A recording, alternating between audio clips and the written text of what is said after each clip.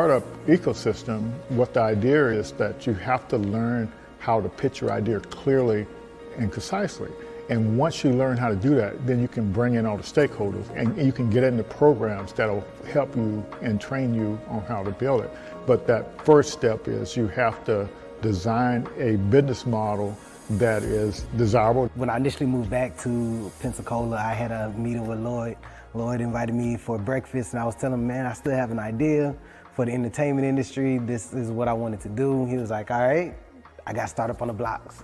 So I need you to start coming to Startup on the Blocks and get a little more information on how to work through the tech ecosystem and take your idea and we'll get you where you need to go.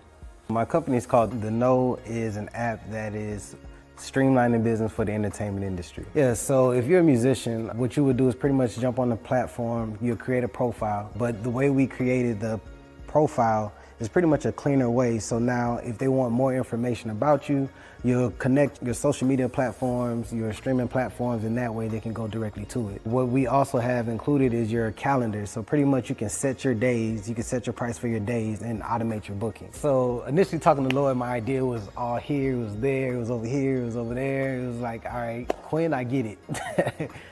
You got a lot that you want to do, but we need you to bring it in just a little bit and then work on your pitch, your story, and how you're going to bring it full circle to get people to understand what you're trying to create. Most of the programs here wasn't inclusive, and so we said we'll focus on helping founders of color. We also start at the beginning of the thing, at the idea stage, whereas a lot of the programs you see here locally, they start after you're up, and that's not very efficient unless you have, if you don't have a lot of money, you can't recover from your mistakes. And the lean startup system, it actually helps you make mistakes faster before you spend a lot of money. You don't actually start building anything until you got customer buy-in. There was a need for small businesses to bring brand awareness to their business. I see there's a lot of makers and bakers that they're making all of these goodies and these products, but they can't market it, they can't sell it at the same time, and there needs to be kind of like that middleman, that middle person to help bring economic growth to some of the small businesses in Pensacola. So Taste of Pensacola, I came up with that idea during the pandemic when I saw things at that time that Amazon couldn't fulfill. They didn't even have those products, but the local people in the community, they did. And so there was a ton of people coming out saying, hey, I make masks. I'm like, wow, this is amazing, all the local people here that are just as talented that can actually make those products. And so I wanted to kind of showcase who they were. So with Taste of Pensacola, our income streams, we have several of them. We have the corporate America, we do corporate gifting, just regular consumers, different Pensacola natives that don't live here that want to purchase our boxes, like a taste of weddings, distribution. So we also do bulk sales. So for a private airline, if they want some local snacks and goodies on their passenger flights, they will come to Taste of Pensacola and we will source their vendors here locally, and we'll give a small business owner an opportunity to have reoccurring monthly sales. I've always had a really big vision for Taste of Pensacola. I knew that it could go beyond just local. I know that maybe other communities could possibly use the same platform that I'm trying to build. And I always have these big visions, but I never know how to even get there. Where do I start? I know it's more than, there's a lot of technical things behind it. I know there's a lot of research, but that connection, I never had it until, thankfully, I met and was introduced to Startups on the Blocks and was able to just learn more about how to grow it in terms of data. Things I just never thought about, framework, words like traction. There's a lot of things that I just did not know about and language that I need to know in order to get funding for my business. There's just a lot that I didn't know. I would go to the stores and look online. They didn't have a wide variety of natural hair products about 8 years ago. And the ones that they did have, the ingredients, it would say that they were all natural. And when I would research the ingredients, a lot of the ingredients were not natural. I make everything, my shampoo, conditioner, I have an oil that I make, and I have 2 different separate butters. Like I had some people who were completely bald and grew their hair. It's about giving women their confidence back in their hair. I have this salon and then I have a second salon, and I have my products in about 5 beauty supply stores. So I need a manufacturer to keep up with the demand at this point. Startup on the Blocks has helped my business grow, send me to different people. I'm able to do different pitch competitions to apply for grants in the community for small businesses. Lloyd's a really good person to connect with. He has a lot of resources here in the community that can help small businesses grow. If you have a product out there and you're trying to go big time, he's the person that you would want to meet with. So it's really important to have some type of support because 9 times out of 10, most founders start out on their own. And to have somebody that has an idea of how the ecosystem works and is able to tap into other resources and bring back to the community, and that pretty much has encountered some of the roadblocks or going through the same roadblocks that we're currently going through and understands where you're at, your culture and how you respond to things, is a big help because you don't really have too many people that have access to what we have access to here in the community. And a lot of people believe that you have to leave and go to bigger cities to do the things that we're doing here. But I mean, it's one thing to have exposure, but you have to actually know it's here in the community in order to take advantage of the resources. So I get approached and I talk to friends all the time that wants to either start an idea or hear that I'm actually doing the app and wants to know more information about how are you doing it or what's the process, what's the path. I'm like, man, we have somebody here, Startup on the Blocks, Lloyd Richard, and Lloyd is here. He's a great resource to the community and to founders that's trying to learn the ecosystem. So join Startup on the Blocks. Yes, how are you, Alicia? I mean, Darlisa. Hello, how are you? All righty, I don't know where my mind is. I'm calling you Alicia instead of Darlisa. All good. Yeah. So I'm glad to have you here today, and appreciate you joining us. Likewise, thank you for having me. It's such a pleasure to be here, and that video is amazing. So kudos to you for all the amazing work you're doing down in Florida. And same to you, and that's why I invited you on today, so we can learn about how you and your organization help founders out over in the Dallas area. So definitely looking forward to a good conversation about that. And so just so the folks know how we met, and we were fortunate to be in this leadership thing with Make Startups. So what did you think about that 6 months? That was a long 6 months. It was a long 6 months. And I think, so first of all, it was a great program. I always super interested in any way that I can help learn myself. Because if I'm going to be instrumental in teaching people, I have to learn. So it was a very long 6 months, but I will say that the tools that they shared, some of the practices, the conversations that we had, and it was really good to see other people like yourself, right? Like we're in this work, we're doing it, and it was just really good to see other founders and other people operating in that space on a consistent basis, just kind of come together and be able to work through some of the maybe like the case studies and things that they were giving us. So I really enjoyed it. Yeah, I think it was really great too. I was glad to have the opportunity to go through it and learn more about the workforce and how to leverage some WIOA dollars to help train people on entrepreneurship. Yeah, that it was. So our organization, we had done some WIOA before. Okay. And I actually had met Eric and Grace. Yes. Previously. So, it was really good to see that they were able to kind of pull people from around the world together to walk through that process together because it's lonely out here, right? And it's challenging. Yes. So trying to, find the bricks, lay the bricks, find, it gets challenging. So it was really great to be included in that program for sure. Yes. Wouldn't trade it for anything.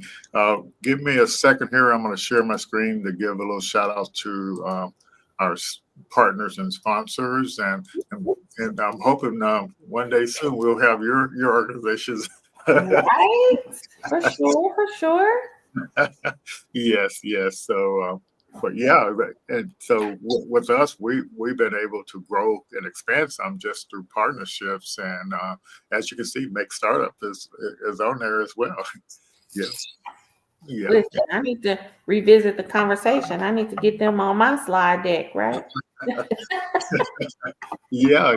So so that's definitely Because they definitely want a partner, and so that's kind of good. But like the Blacks in Technology Foundation, we partnered with them, and right now I think they're upwards of getting close to like maybe 40,000 members or something all over the world. Nice. Yeah, yeah. So that's a good thing. And so you might be interested in this. This right here is Startup Science. They have a platform called Startup Science, and it's literally got everything any founder needs to know about being a startup founder and how to talk to investors, how to do everything.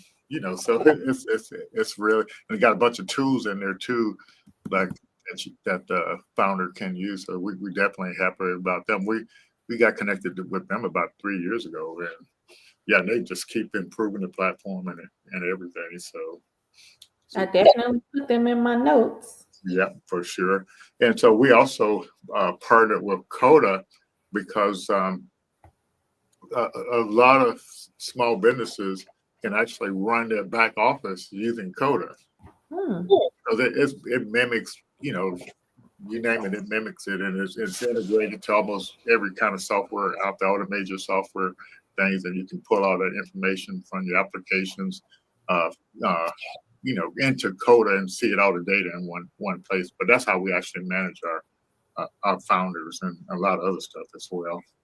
And PitchBob is kind of an AI thing. Coda is also an AI thing too, because you get 6 months free of Coda, and it's got unlimited AI in it, so you can literally talk to your documents, prompt your documents, your tables, and everything. And our foundation platform is this Lean Stack platform. And so that's what we teach the business model design. So Ash, he's down there in San Antonio. So he's not too far from you all, but he's been working on that Lean Stack platform for over 10 years, and it's really improved. I think I was on it back in 2013 or something, and it's literally got all kind of classes on it now and stuff like that as well. So that's our main thing for teaching the business modeling. And then here in Florida, we've partnered with the Black Innovation Leaders of Florida. And so, are you familiar with Black Innovation Alliance? Yes, I have heard of them. Yeah, so you definitely want to consider, the next time they have an application period open for that. There's like over 200 organizations like us work with founders, and Goody Nation, that's that. Like I said, that's how Erica Haskin and I met, several years ago. It's an accountability thing, but they have a lot of resources for founders as well. So, okay. Yeah. Thank you for those. And you said those are your sponsors? Most of those are partners, and these right here are our sponsors and stuff like that. But sponsors give free stuff that's just like that we can let our founders use. So that's pretty neat. And so these are some of our sponsors and also as well here.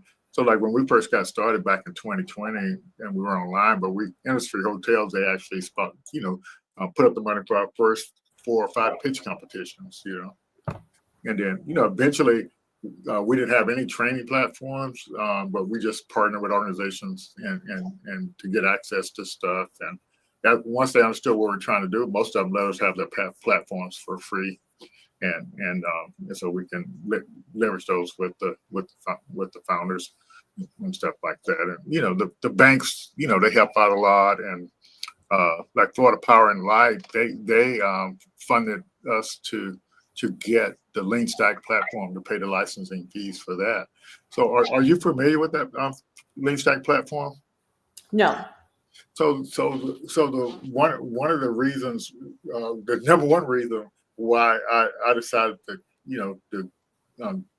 get the help to pay for that was because in the business model design thing, it has some tools in there that you can stress test your business idea.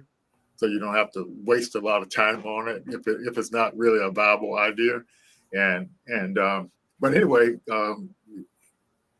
when I met with Ash, he says, if you buy the 90-day launch platform, you can let as many people as you want into the 30-day business model design training. So you're telling me I can get 1 million, 1,000 people in there or whatever, and because that's the fundamental thing, that the foundation that everybody needs. So I said, well, I'm going to try to get any Black founder who wants to take the training, 1,000 of them in there, so they have access to the thing and knowing how to pitch their business models, so they can get the help they need to build whatever they're building. Right. Yep. And so we partner with folks on that. So if your organization wanted to run some course through that, we can partner with you to do that as well. That was Lean Stack, you said? Yeah, leanstack.com. This one right here. Okay, perfect. Yeah, for sure. So that's used all over the world, accelerator programs, universities, and yeah, so that's kind of what the deal is there. But so we leverage all these tools and these partnerships to work with founders to guide them through the process of designing business models, pitching them, and launching them. And so it's just all this stuff that founders need to know how to do, but they may not be free of it. So guess what? The vision of your organization is to kind of close the knowledge gap. So guess what the vision of our organization is? Tell me. The same thing, to close the. But I was like, when I saw that, I said, "Wow, I didn't know that's what your thing was all about." Because what I learned out there being a startup founder and is that most of the programs you get in there, these ones that give you a bunch of money, they assume you already know all this basic stuff, right?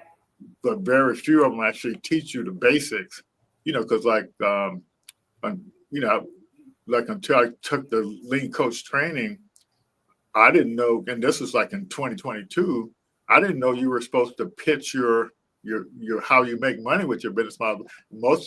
I had learned to pitch my solution. You see what I'm saying? And but when you want to get help to build what you're trying to build, and you have to pitch your business model on how you make money. Yeah, and it's a different mindset. Yeah. So Tandra saying it's definitely a knowledge gap. I agree with you 100%. And so what we want to do is teach founders the best practices, so they can have a smoother journey. Yes, but we think we know it, right? We think, we get into it, and the sad reality is there's so many great resources and so many great organizations out there, but we jump into it because, we feel like, I don't know. I think sometimes there's this complex of we want to be the heroes of the situation, but it's like, but there's really kind of already things happening in that space. Yes. But if we take that time to kind of take a step back and see instead of just acting, that kind of, that's what I see a lot of. And so actually, like we're doing this conversation here. So we got started in online during the middle of COVID in August 2020, and so we've been doing this like every Thursday night since then. So I interviewed all these founders, and when you see how founders are struggling and having challenges, but with that Lean Stack platform, you can stress test your pricing model in less than 5 minutes and know whether you can reach your goal or not. And so it just makes you feel a lot better about what you're doing. And so, but it's definitely a great opportunity for founders to learn, because when you fill out an application for a program, they want you to talk a certain way, speak a certain language. If you don't speak it, you don't get in the program. Literally. Yep, you don't get that money. Right. And so it's really that's why I call this thing Startup Founder Best Practices, because it's just so many things you don't know, and by networking on a regular basis and having the tools to build these scalable business models, and just kind of understand, and just knowing all these resources that are out there. And that's what really blew me away about the startup world. It's just so many resources out there, and companies giving you free stuff, companies and some programs giving you money, and doesn't there's, and what I learned was there's support at the idea stage, concept, when you're building your product. Just no matter where you are, there was organizations that were helping. And so that's what I thought was like really beautiful. And so for underserved founders, no matter where stage you're at, if you just follow the process, you can get the help you need to go from one step to the next one. Right. That's the key. Follow the process. Don't try to skip the line. No, I need to raise this money right now. I don't need to learn all this stuff. Right. Yeah. So why don't you take a couple of minutes to kind of introduce yourself, and so people know who you are. Okay. Well, as it says there, my name is Darlisa Diltz. I am the Chief Entrepreneurship Strategist for an organization called Foundations Entrepreneur Development Company. We were originally started as North Texas Entrepreneur Education and Training, but in 2024, because our reach had expanded significantly, we rebranded the name of the company. So we still do the same things, but we took away the North Texas distinction because we do work around the world. So our focus has always been entrepreneur education. So talking about the knowledge gap, right? It's always been a thing of mine to address that. So my background, I started out in corporate. That was what I thought was my path. Climb the corporate ladder, you name it. That didn't work. So learning things is fun for me. So I like learning and I like helping people. So putting those two together. So because I did not see entrepreneurship growing up, or I never thought that I would be an entrepreneur, it just kind of became my path. So when we started the company, my first stint in entrepreneurship was working with the Small Business Development Center. So I noticed one of your partners was the SBDC.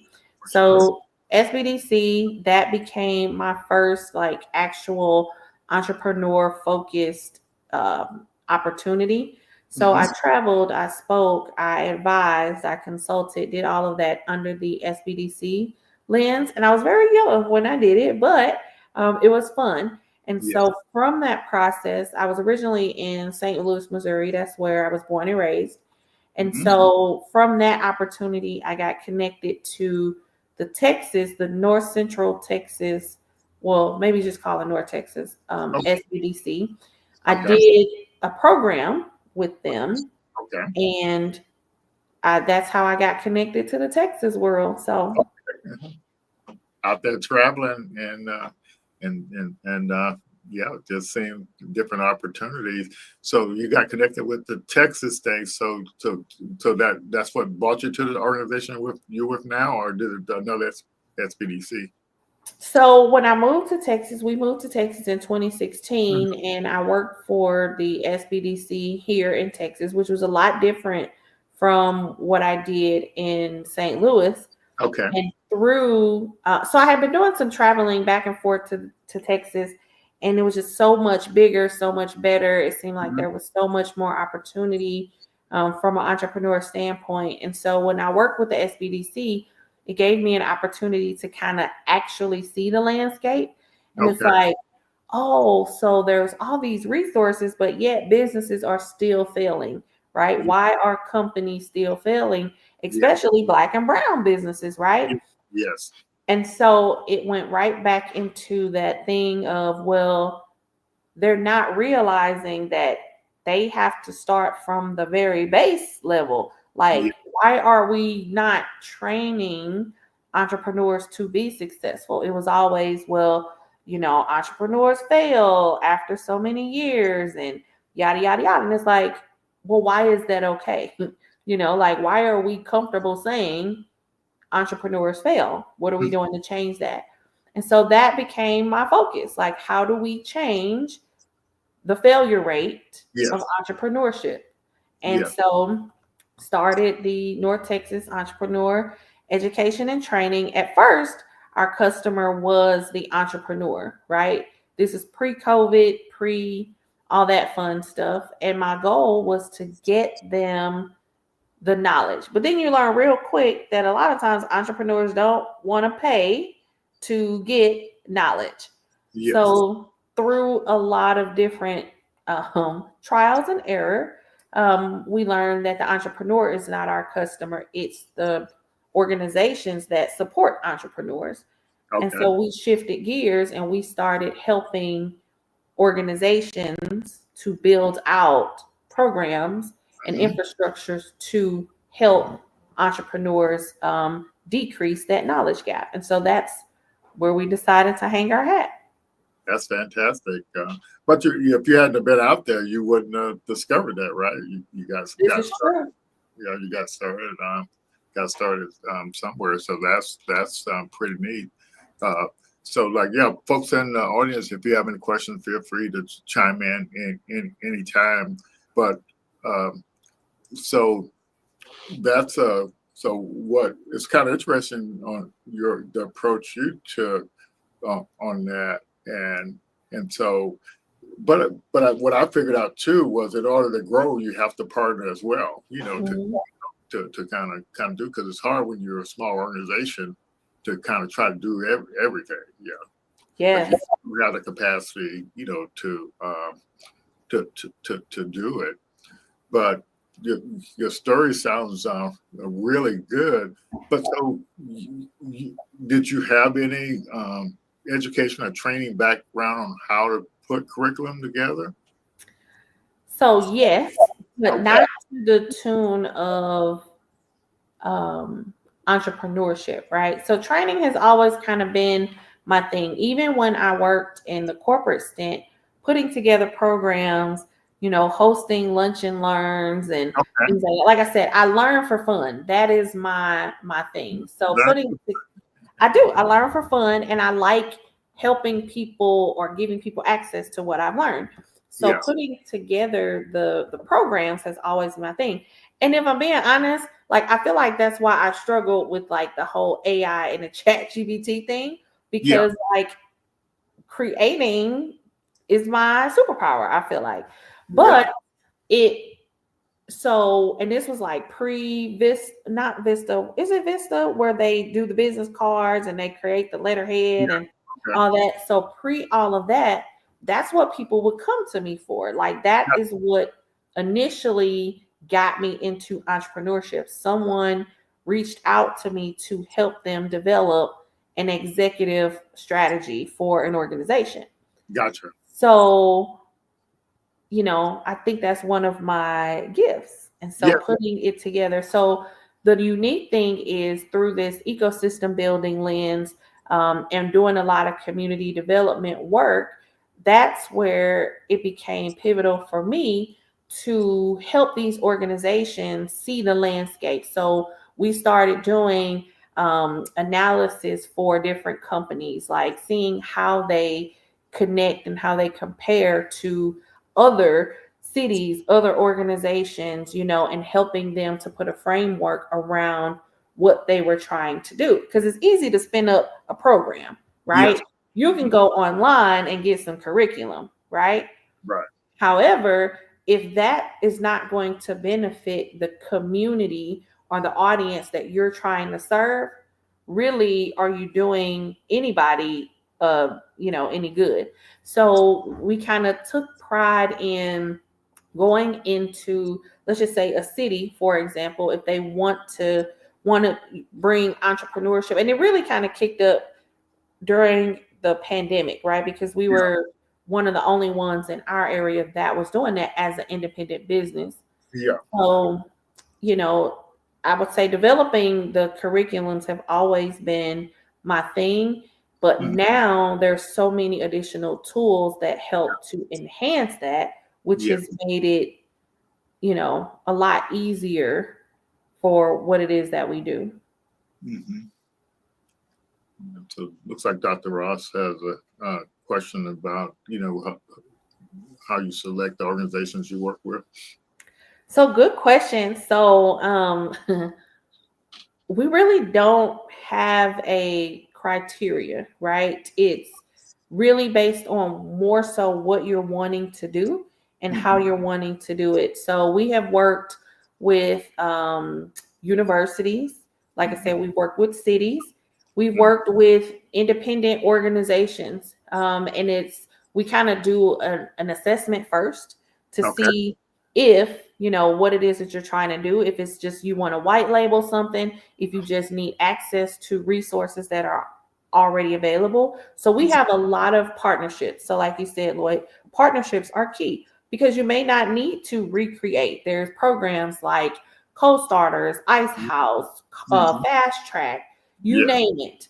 Maybe Yes. it's just an introduction to what's already out there, and then Mhm. we help you to customize it to fit your organization. So we've done it for like teams of like 5 people, right? Mhm. Okay. Because it's really based on what it is that you're trying to do and what you want your outcome to be. Yeah. So did you notice what was driving these organizations or these cities to want to do the entrepreneurship training? Money. The money, That's so what, so they so they could get funding to provide the entrepreneurship training. Okay. yes. Well, Because during the pandemic, of course, that's what was driving it. Prior to the pandemic, let's be real, it was on no one's radar to support Black and brown or minority businesses. That was not yeah. the conversation, right? So Yeah. post pandemic, that's what people were gravitating to. Well, It's the yeah. funding, the federal dollars, the all Okay. those things. Yeah. So I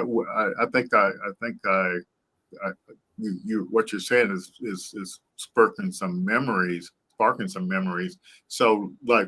So when the pandemic happened, it showed the adverse effects on minority business, Black businesses, and and so the disparity was clear that it was having on. So that the government leveraged that data to provide funding for businesses, and so the government, what the numbers I saw was like it was ridiculous, 100 million a year or something. It was some ridiculous number. In corporate America, they accumulated over $60 billion to actually help minority businesses. And they started off with Black businesses with billions of dollars, and then it kind of grew to that. And so, but the other thing was too is that to me, it spurred a lot of entrepreneurship too. The COVID did spur a lot of entrepreneurship. It did. So I don't like to call myself a conspiracy theorist, Okay. but as you think about and as you research and as you kind of dig into some of these systems and processes Mhm. and thinking about how the ebbs and flows of entrepreneurship, I personally feel, especially with, and not to go political or anything like that, but the way administrations and things like that and rules are changing now. I Yeah. personally feel like at that time it was a way to draw out all of the awesomeness Okay. that we Yes. minorities have been producing anyway, Yeah. right? Like Okay. we had been thriving in our own way. So then there's this blanket of support that comes out. And of course, what's the driver? Money, Yeah. right? We're going to gravitate. And now that we have gotten a good traction on business, Yeah. entrepreneurship, there's resources upon resources. Yeah. Now all of it is being retracted because mentally we were drawn to the money. Yeah. But the reality of it is, like, we're dope regardless. Yeah. And so now it's time for us to activate all of these resources and tools and skills that we learned. And we got to Yeah. take our eyes off the money for a minute. Yeah. And we have to put it on practicalities and actually getting it done. Gotcha. Yeah. So right now, what we're seeing with the current administration is a backlash, and because I think people didn't really understand. They saw these programs for minority business, but they still didn't realize that minority still was getting like this really small percentage of the pie. And so in the startup world, it was less than venture funding. It was like 1% or even like if you think of it, even maybe the highest like 3% when you think about women and minorities and stuff. But all the money that was being generated, it still was so small compared to but people were offended that these programs were for minorities and Black people. Yep. Well, why would you be offended and it's still not even a drop in the bucket hardly? Yeah. Oh, they're gonna be offended regardless. Yeah. So that's what the challenge there is. But see, what's so interesting about that is that still wasn't a lot of that money wasn't accessible to a lot of the small minority businesses or the Black businesses, and so. But what I saw was if you didn't know how to communicate your business model or what you were doing, you couldn't even get access to the money that had been set aside for minorities and Black people. This is true. And to further that, the definition of minority somehow began to just expand so much, right? Like we went from, Black businesses and nothing against any, to all, minorities or what have you, but like it went from Black businesses to BIPOC to, so all these other terms, underserved things became, underrepresented, and it was like, but it's still a disparity for Black business owners. Yeah. So did you notice, or did anybody ever do any data when you were working for the SBDC? And this, I have an example for here in Northwest Florida I think it was probably data for maybe 2022 or 2023, the data for our region because when the SBDC, it keeps track, all the businesses that it worked with, it keeps track of the amount of money, how the businesses are capitalized. And so they for our region, it may have been 22 or 23. They said the data showed that the minority businesses for capitalization receive less than 10% of what the white male businesses receive. So they were totally undercapitalized. So if you're undercapitalized, you can't buy software, you can't buy equipment, you can't hire people. So you literally cut off at your needs. But so when I looked at the startup world, a lot of the stuff that you need to run your business, companies give you that as perks or in-kind services. But I see in the startup world, they do a lot of in-kind services, but I didn't see that a lot, for the traditional small businesses. This is true. And I think the research and data that I did and I haven't done it in a couple of years, but it was 3%. Okay. Wow. Yeah, it was 3%. Wow, 3% of that, what the white male businesses. Yeah. Okay. Mm-hmm. Yeah.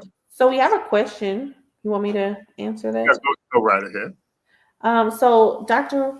Raz, how did you prioritize your different customer archetypes when you were just getting established? Okay, so first and foremost, when I was just getting established, it was kind of like I had this idea and plan, and I went after the entrepreneur first.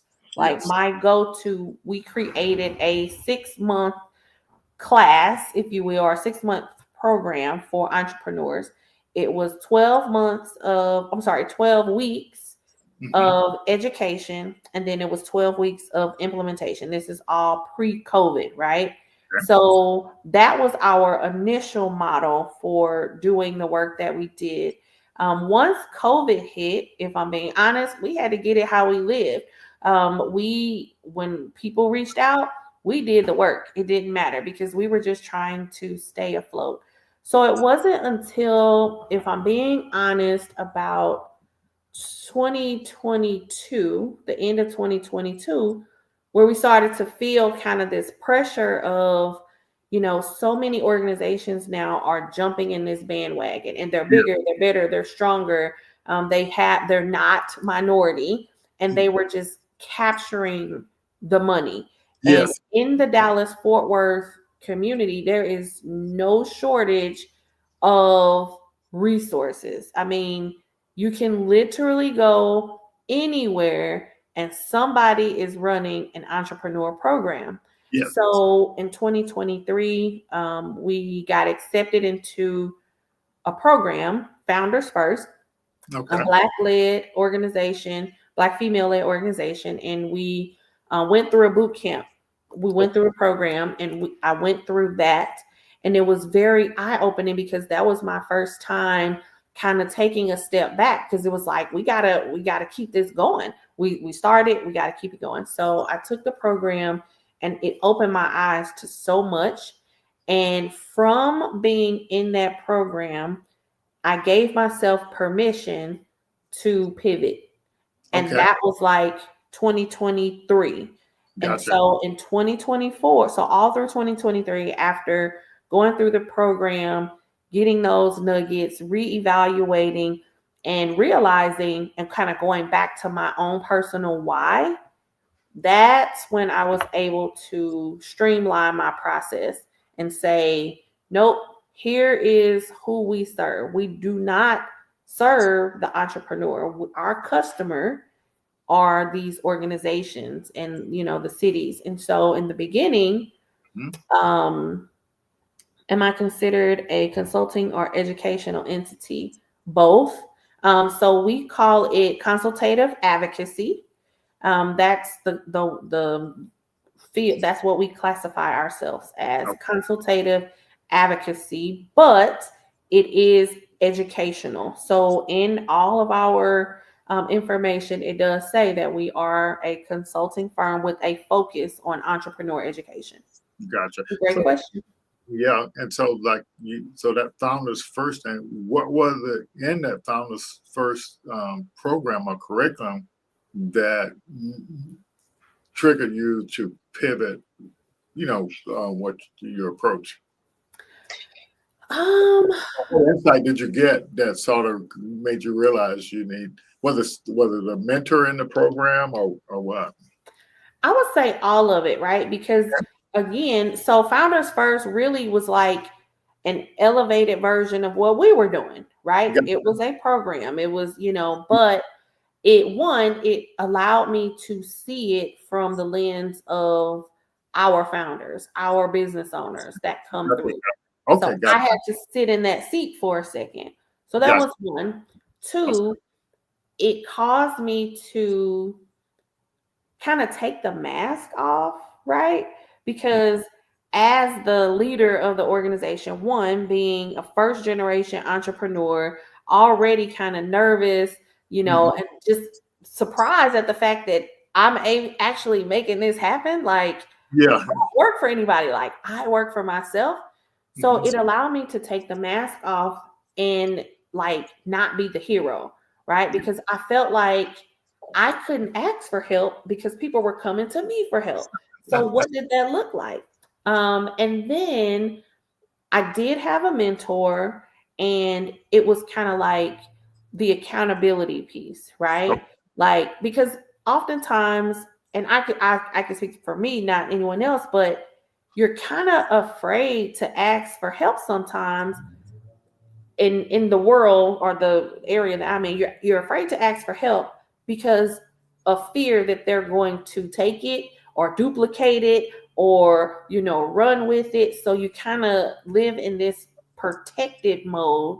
Mm-hmm. But in the program, it was okay, right? Like I could ask those questions because that wasn't direct competition, if that made sense. So there was a lot of it really, really helped me to get on the best track for my business. And that's the reason why I changed the name of my organization as well. Because Yes. we were operating under North Texas Entrepreneur Education and Training. So Yes. everyone thought that's the only place we did work.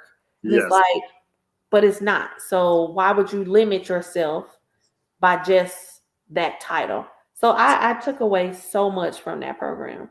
Fantastic. And so like, but so I'm going to ask this question, but you in that program, you were actually working on your business. Is that right? Oh, yes, 100%. Yeah. And so but I think some founders, they think that's taking them away from their business. And it's actually, you actually working on your business. So this mindset of saying, I don't have time to go do that. But all the programs I've been in, all you did was work on your business. And they like you used the term accountability. They made sure you were accountable and doing stuff, working on your business. And that's most of these programs are, you have to work on your business, period. And they help you grow your business while you're in the program. This is true. And that is why now, so even like the Make Startups program, I've been in some other ones, Summit, I'm getting ready to be in now, Prosperity Now. So now, because I finally said, yes, I'm going to do this for myself. Now I'm like, man, why didn't I do this sooner? Right? Because you're right. Like it's that continual learning and not having to think through it myself, getting access to all these different resources, ways to rethink it. Just the accounting side of it, it was just so much. Yeah, and that's the what folks need to understand, because like even with the training cohorts that we do, the founders don't realize that you need to go through, once you finish one program, you need to continue to the launch program, because it's literally, it's there because that's what you need. So like our approach is you learn to do the business modeling and stress test the business model, so you can be confident that you've got a good business model. But then you go into the launch program, and it doesn't matter if you have an existing business or starting a new one. It actually teaches you how to your focus switch from pitching your business model to problem discovery. And once you learn that stuff out of problem discovery, you learn how to sell your product or service. This is true. And so that's so if you it's just, I just think people get out there on their own and they just stay the same place and they don't grow. And that's what the challenge is. So it looks like Dr. Rass has another question, Mo. I'm see if I can figure out what he's saying there. Can you make sense of what he's asking here? I think it's just a statement. Most unexpected benefit to joining a Minority Hub program: the knowledge and ecosystem, the people. Yeah. Okay. That's a part question. Okay. So yeah. I'm glad you clarified that. So like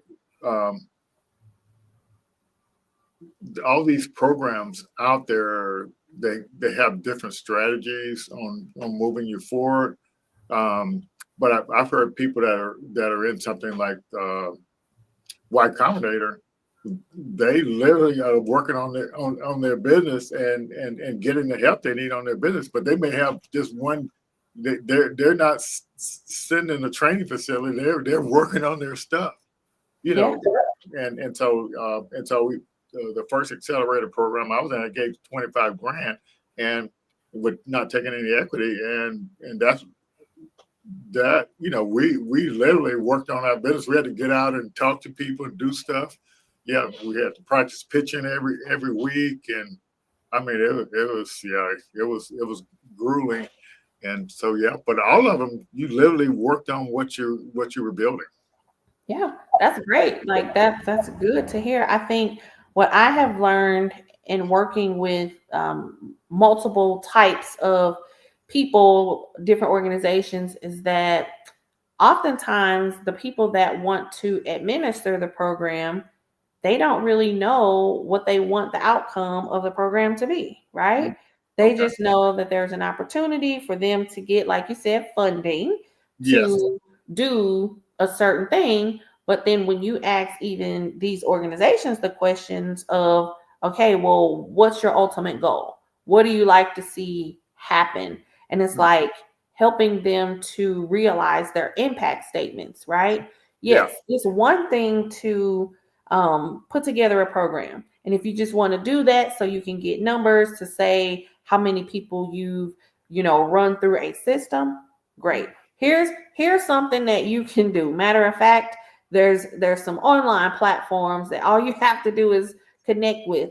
But if as an organization or an entity, you are really wanting to create impact, then Yeah. I'm going to challenge them to define what that looks like, right? Like, what is impact? And show me, tell me, walk us through a scenario of what impact looks like. And then we're going to help you build out an infrastructure to get you to that. We're not just about, like if you just want to spin something up, okay, we have curriculum that you can purchase, right? Yes. But if you're truly wanting to build something that is going to generate impact, then that's where the time, that's where that's where the meat and potatoes of the work that we do comes in. Now, I'm connected in a lot of ecosystem involvement as well, because again, that's how I'm able to work with our clients to show them, like, here's what's already existing.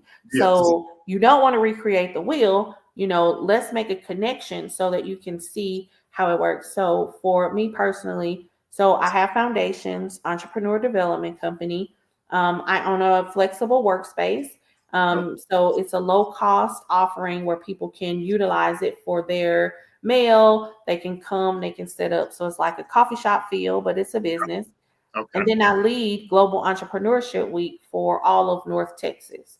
Okay. So if any entrepreneur is coming and is like telling me what they can't do, I'm like, listen, listen, no, because you can, but you have to put in the work. What's the expectation that someone should pay you, but you can't invest in what they have to offer, right?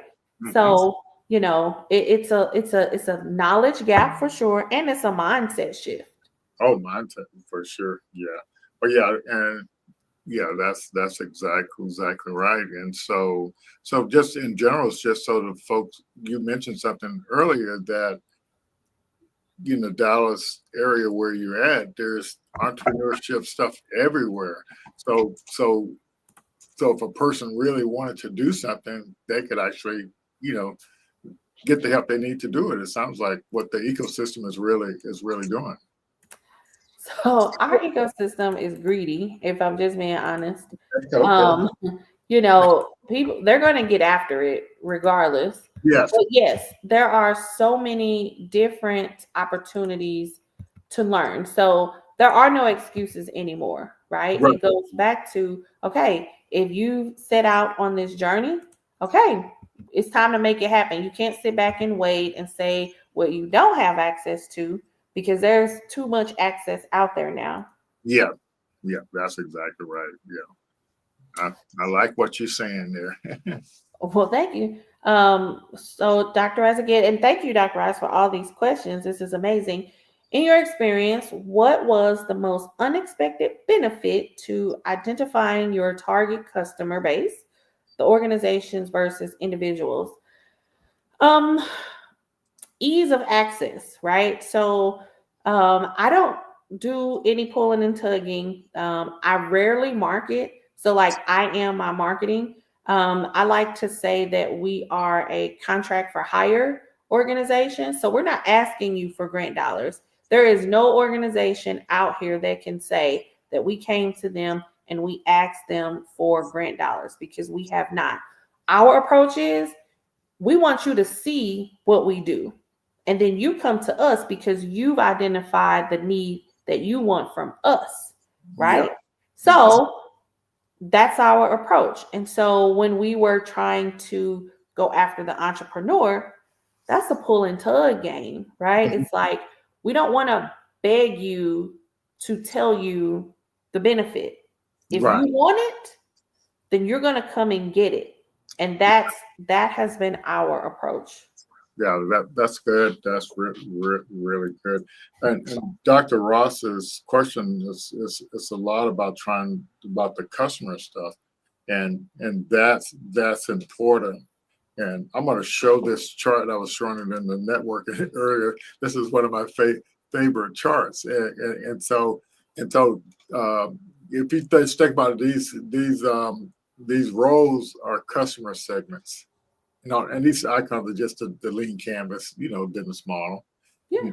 So these are all. So you start off with a bunch of customer segments, but you go through all this stuff, and you end up with that early adopter or that target market customer. And so this is kind of a process that, this is the lean stack. This is the lean. The 30-day and the 90-day program in one chart. And so you get the idea out of your head with the first day here. You break it up into all the different customer segments.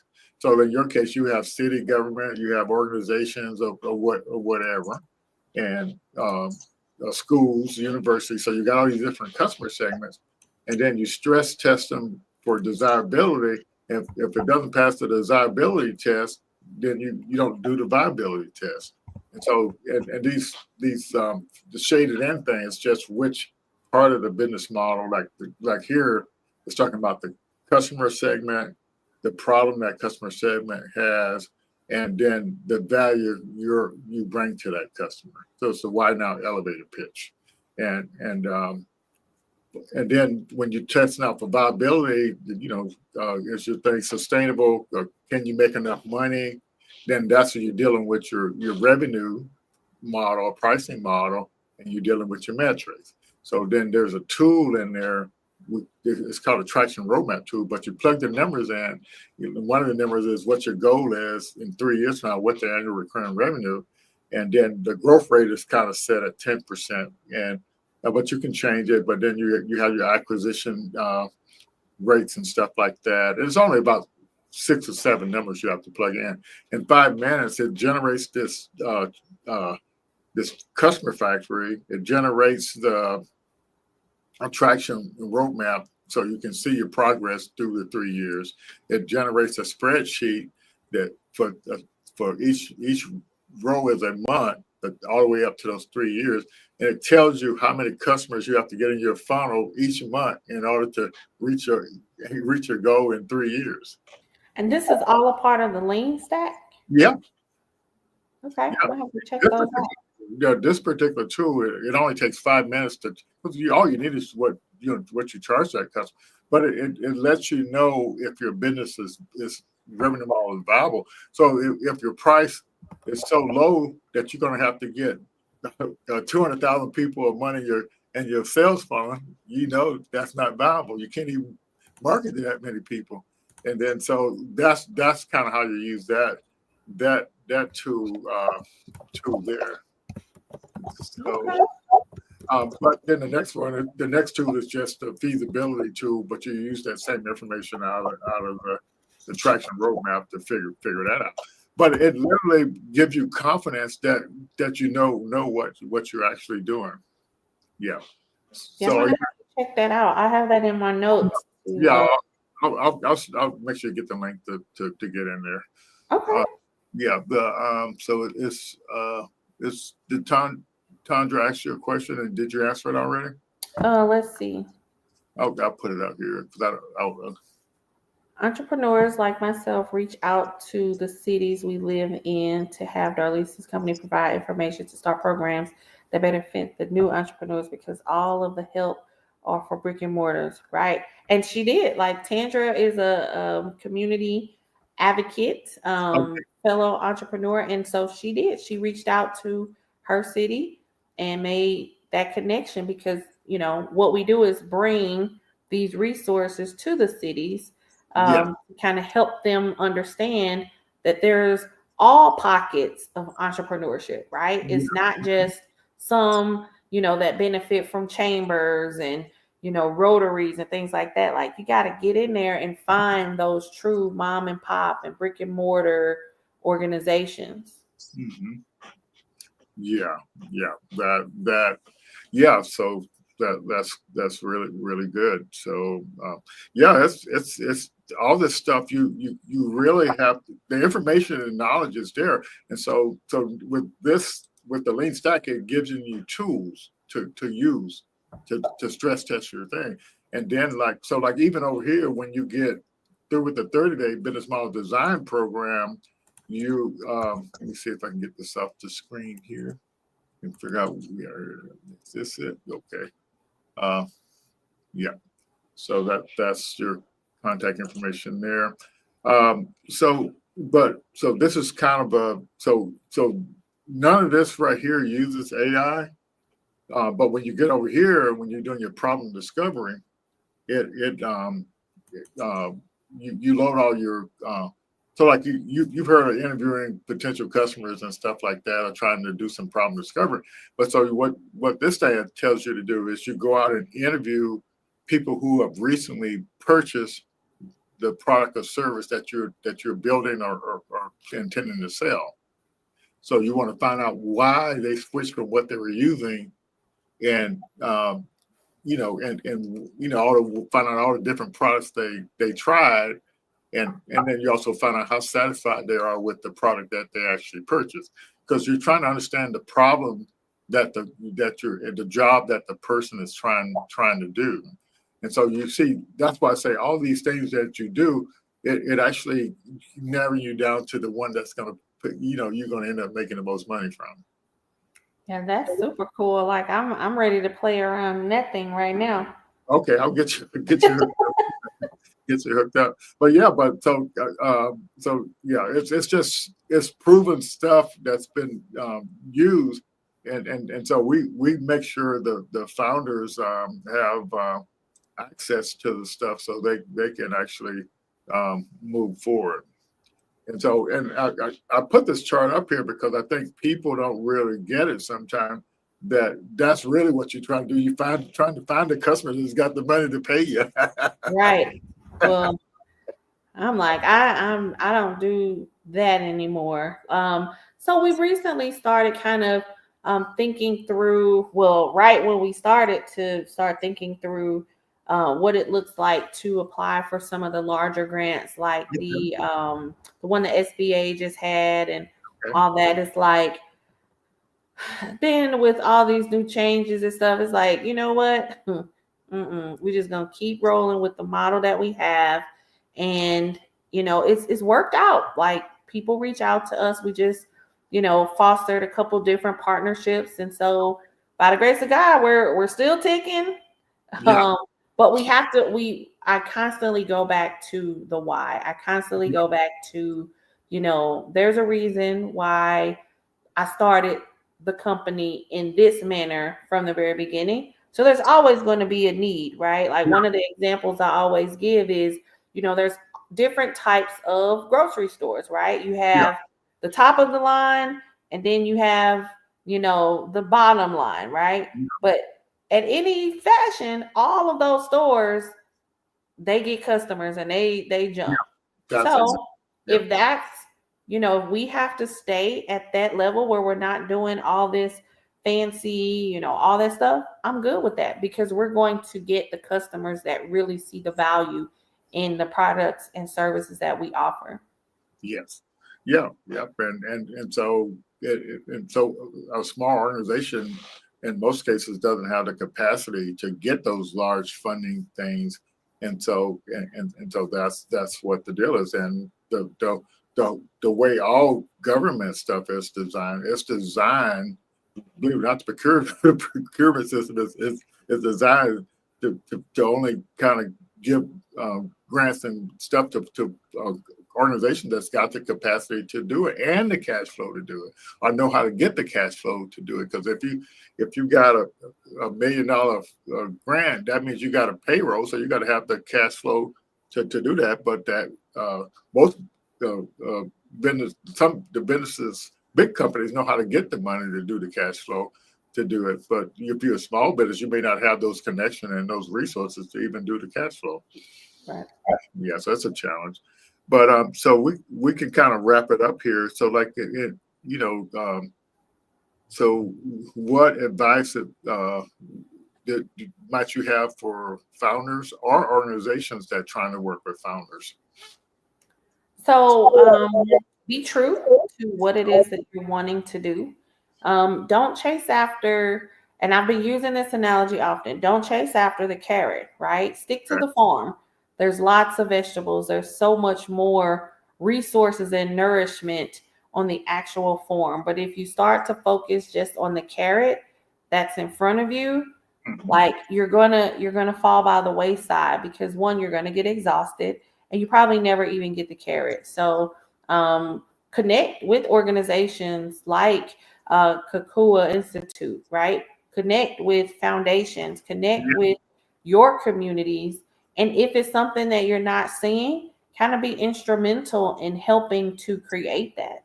Yes, that's right. That's really great advice. So we appreciate you. Yeah, hanging on, and I definitely like what you're doing. And so your approach to closing the knowledge gap is working with these organizations and cities and whatever, and making sure they got the training material to do it. So I took a slightly different approach. I partnered with companies that have the training material and sponsors, to support the training of the founders to kind of move forward. But yeah, it's just what you did it based on your approach and your background. I did it based on what what I learned as a founder. But to be honest with you, all my life, it's like if there are resources out there to help you do your job, you have to identify those resources. So before you even need them, so you don't wait till you need them. And so no matter what you're doing, what resources out there to help you do it? That's my mindset. And that's the mindset a founder has to have, because you have to leverage resources to kind of move forward. Agreed. Yeah. Agreed. 100%. Yeah. But yeah, okay. Well, we're going to get off here. There's a little short clip at the end. But Darlisa, if you could hold on a minute after that, we want to make sure your local recording uploads so we can kind of make sure you have that clip available for you. Thank you so much, Lloyd, for this opportunity. Thank you for everyone that has been on. I really appreciate this time tonight. All righty. And we'll see everybody next week. You all have a great rest of the week and a great weekend. Here's a detailed breakdown of our Black Founders Program achievements and components.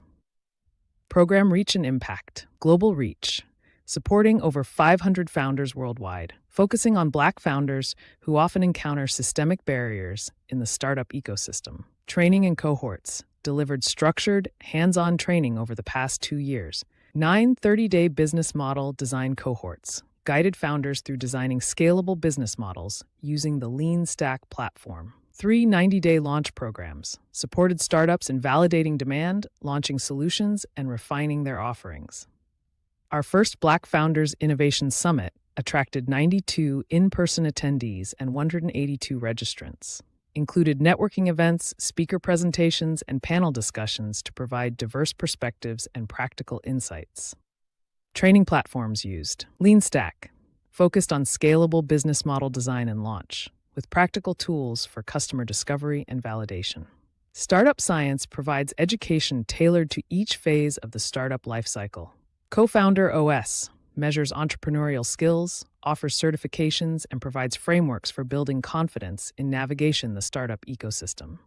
Patent Hacks trains founders on intellectual property, including patents and trademarks, to protect and leverage their innovations. Key goals and focus areas: knowledge and resource bridging. Helps founders acquire critical startup knowledge, connections, and opportunities to secure funding and resources. Scalable solutions emphasizes building sustainable, scalable business models to ensure long-term success. Diversity and inclusion supports Black founders by providing a space where their unique challenges and perspectives are addressed. Event highlights over 200 consecutive weekly startup founder best practices events since October 2020.